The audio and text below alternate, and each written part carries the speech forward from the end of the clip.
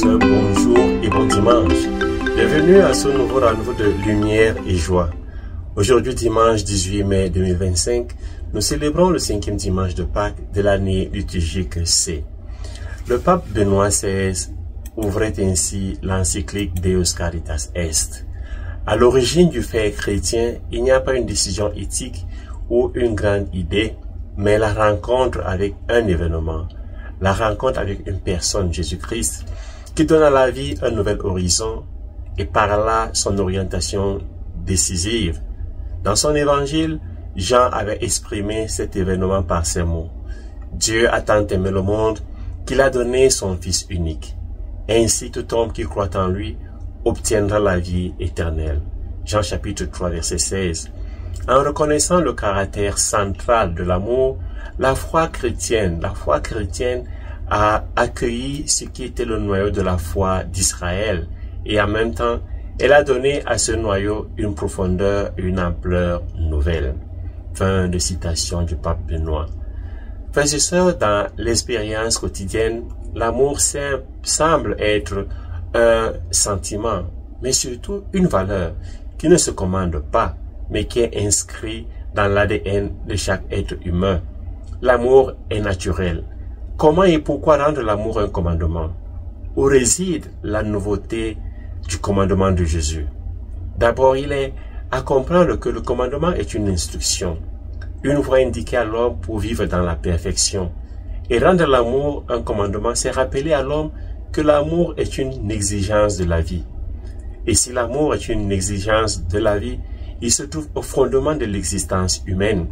Cela signifie qu'aimer comme Jésus, c'est vivre comme Jésus. Tout est vécu selon l'imitation de Jésus. Pour vivre et pour que l'homme soit heureux, il n'a pas d'autre issue. Il a le devoir d'accueillir l'amour et de vivre dans l'amour, de vivre par amour, de vivre avec amour et de vivre pour l'amour. Frères et sœurs, j'aimerais méditer avec vous sur le texte de ce dimanche sur 4 points. D'abord, ce que c'est que le commandement. Ensuite, le commandement nouveau dans sa dimension d'un commandement qui renouvelle, qui fait toutes choses nouvelles, comme disait la deuxième lecture. Le commandement, troisièmement, le commandement nouveau comme le commandement qui imite le don de Jésus, qui est un commandement modèle qui nous invite à vivre, à aimer comme Jésus. Et enfin, quatrième point, l'amour comme commandement qui renouvelle la société, comme le prototype de la vie communautaire. Commençons par le premier point, le commandement. Toute la Torah, c'est-à-dire la loi juive, est un ensemble de commandements qui ont été résumés en 613 commandements. 248 commandements positifs, ce que le croyant doit faire, et 365 commandements négatifs, ce qu'il ne doit pas faire. Et qui, par la suite, sont condensés dans les 10 paroles, les 10 commandements. L'amour est la base de tous ces commandements. L'amour de Dieu et l'amour du prochain. C'est l'amour qui sous-tend les commandements, toute la législation et toutes les règles. La loi biblique est instruction et les enseignements. Le nombre 10 représente la totalité et la plénitude. Ainsi, tous les commandements sont interconnectés, reflétant un but commun. La tradition rabbinique déclare que Dieu a regardé dans la Torah. Il a consulté la loi pour créer le monde. En d'autres termes, la Torah, la loi ou le livre d'instruction est le prototype, le plan, la maquette que Dieu a utilisé pour créer le monde. Ainsi, le commandement et tout le corpus législatif, le décalogue, les 10 paroles, sont la référence de toute la création. La création a son origine dans la parole de Dieu, nous pouvons dire la parole créatrice. Par sa parole, Dieu a créé le monde pour que nous ayons une tente, une demeure pour habiter. En ayant cette tente, cette demeure, il demande aussi à l'homme de créer une tente pour lui, Dieu, pour qu'il y habite. C'est la tente de son cœur. L'homme doit aussi utiliser une esquisse, un prototype, pour faire une demeure à Dieu, une tente à Dieu. Comme Dieu a utilisé la Torah, la loi ou les commandements, ainsi l'homme doit aussi utiliser les mêmes commandements pour faire une demeure pour Dieu, pour faire une demeure en Dieu et dans le monde, et pour que l'action de l'homme soit belle comme la beauté de l'œuvre de Dieu qui se révèle dans la création, l'homme doit s'inspirer de cette même parole divine, de cette loi, de ces commandements, de ces instructions pour créer un monde beau. L'homme dispose donc de plusieurs éléments positifs et négatifs qu'il doit utiliser ou éviter pour construire à Dieu une demeure digne, mais aussi pour construire pour lui-même une société belle, une société juste, une société pleine d'amour, une société qui est à l'image du royaume de Dieu. La nouveauté de Jésus sera alors d'indiquer un seul instrument pour ne pas compliquer la tâche à l'homme. L'amour, c'est le commandement nouveau. Il est nouveau parce qu'il est le seul élément nécessaire pour créer une demeure à Dieu. Deuxièmement, le commandement nouveau, c'est le commandement qui renouvelle.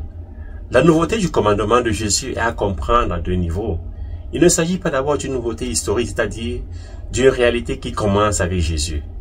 Il s'agit d'une réalité de qualité, qui va dans le sens de ce qui est merveilleux, de miraculeux et de sacré.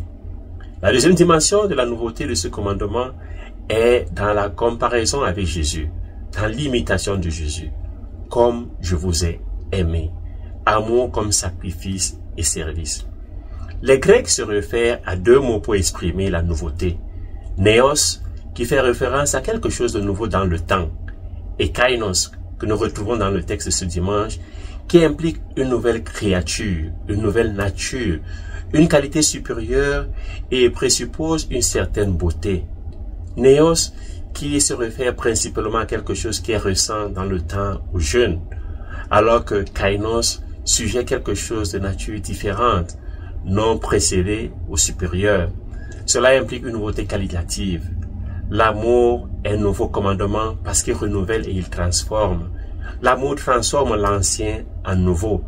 L'amour permet de transformer ce qui est mauvais en ce qui est bien, ce qui est péché en ce qui est beau, ce qui est ténèbres en ce qui est lumière. Jésus est ce commandement nouveau. L'amour que Jésus nous apporte, c'est un amour qui libère, qui sauve. Dans Marc chapitre 7, verset 37, l'évangéliste dit « Jésus a bien fait toutes choses. Il fait entendre les sourds et fait parler les muets. » C'est dans cette bonté et dans cette beauté que Jésus renouvelle le monde et que nous donne la nouveauté du monde. Jésus, comme nouveauté, transforme, il transfigure tout. C'est pourquoi l'amour de Jésus est un commandement nouveau. Il n'est pas d'abord nouveau dans le temps ou dans l'espace, il est nouveau parce qu'il est quelque chose de merveilleux, quelque chose qui transforme, quelque chose de beau, quelque chose de miraculeux, quelque chose de merveilleux. Cette nouveauté a une force transformatrice et transformante. C'est elle qui donne le zèle aux disciples au point de dire « Il nous faut passer par bien des épreuves pour entrer dans le royaume de Dieu ». C'est grâce à cette nouveauté que Dieu ouvre la porte de la foi à tous, juifs et païens, riches et pauvres, comme l'avons écouté dans la première lecture, enfants ou adultes, hommes et femmes. La nouveauté du commandement de Jésus réconcilie les ennemis. Troisièmement, le commandement nouveau dans la dimension de l'imitation du Christ. Aimer comme Jésus, voilà la nouveauté. Le soir du lavement des pieds, Jésus avait dit aux apôtres, « Si donc moi le Seigneur et le Maître, je vous ai lavé les pieds, vous aussi vous devez vous laver les pieds les uns les autres. C'est un exemple que je vous ai donné, afin que vous fassiez vous aussi comme j'ai fait pour vous. » Jean chapitre 13, versets 14 et 15. Jésus exprime la nouveauté de son commandement dans l'imitation de sa vie. Aimer comme Jésus, c'est vivre comme Jésus, car personne avant lui n'a parlé comme lui. Personne n'a agi comme lui. Jésus, par son style d'amour, a innové. Par son style, a enseigné qu'aimer comme lui, c'est servir et non se servir ou se faire servir. C'est se sacrifier en lavant les pieds de ses disciples. Aimer comme Jésus, ce n'est plus appeler ses serviteurs esclaves, mais c'est faire de nos amis. C'est par la nouveauté de cet amour que les hommes, surtout les chrétiens, créeront une terre nouvelle et un ciel nouveau. La nouveauté du commandement d'amour se révèle dans la dimension sacrificielle, c'est-à-dire dans le sacrifice comme offrande de soi. Le pape Benoît XVI, une fois de plus dans Deus Caritas Est au numéro 12, nous dit « Quand Jésus, dans ses paraboles, parle du pasteur qui va à la recherche de la brebis perdue, de la femme qui cherche la drachme, du père qui va au-devant du fils prodigue et qui l'embrasse, il ne s'agit pas là seulement de paroles, mais de l'explication de son être même et de son agir. Dans sa mort sur la croix, s'accomplit le retournement de Dieu comme contre lui-même, dans lequel il se donne pour relever l'homme et le sauver. Tel est l'amour dans sa forme la plus radicale et nouvelle. Frères et sœurs, avec Jésus et son modèle d'amour, le Seigneur innove dans la manière d'aimer. Aimer, c'est tout donner et se donner soi-même. Chiara Lubich, la fondatrice du mouvement des Focolarini, nous rappelle que aimer selon le modèle de Jésus, c'est donner, se donner et pardonner. Et je dirais même, c'est aussi s'abandonner. Le disciple de Jésus est appelé à aimer comme Jésus, à donner sa vie pour ses amis comme Jésus, à se donner, à pardonner comme Jésus. Aimer comme Jésus, c'est vivre comme Jésus. Le commandement nouveau, c'est l'amour des ennemis. Aimez vos ennemis, priez pour ceux qui vous persécutent. Il faut passer de la loi de l'œil pour œil, dent pour dent, à la loi de l'amour et au pardon des ennemis, à la loi de la prière pour ceux qui nous persécutent. Quatrième point, l'amour comme commandement qui renouvelle la société, comme commandement prototype. Frères et sœurs, l'amour est signe de crédibilité de l'œuvre des chrétiens. Toute œuvre chrétienne doit être fondée sur l'amour pour que cette œuvre soit crédible et éveille la foi. Jésus disait, à ceci, tous reconnaîtront que vous êtes mes disciples, si vous avez de l'amour les uns pour les autres. Dieu demeure là où les hommes s'aiment. L'amour est sacrement de la présence de Dieu. Vivre dans l'amour et la charité, c'est rendre Dieu présent dans nos demeures, dans nos cœurs, dans nos activités, dans nos familles, dans nos communautés. Voici comment nous avons reconnu l'amour, nous dit Jean. Lui, Jésus, a donné sa vie pour nous. Nous aussi, nous devons donner notre vie pour nos frères. Voici comment l'amour de Dieu s'est manifesté parmi nous. Dieu a envoyé son Fils unique dans le monde pour que nous vivions par lui. Voici en quoi consiste l'amour.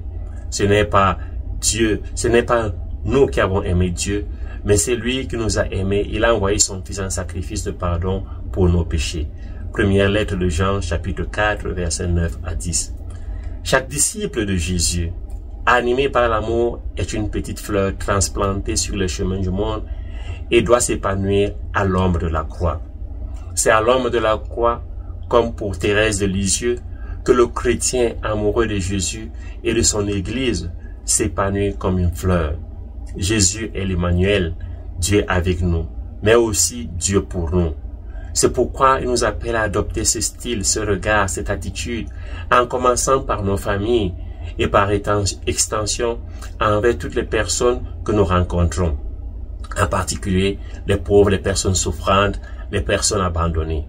Demandons-nous sérieusement, comment abordons-nous habituellement les personnes que je rencontre, en particulier celles qui vivent avec moi? La nouveauté du commandement de l'amour de Jésus consiste précisément dans le fait que j'aime aussi en Dieu, avec Dieu, la personne que je n'apprécie pas ou que je ne connais même pas.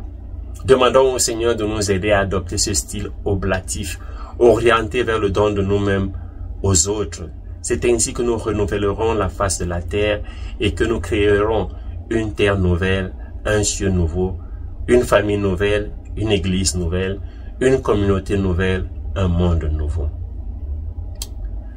Dans un diocèse, un prêtre était accusé par son nouvel évêque d'avoir détourné de l'argent des loyers dans son diocèse.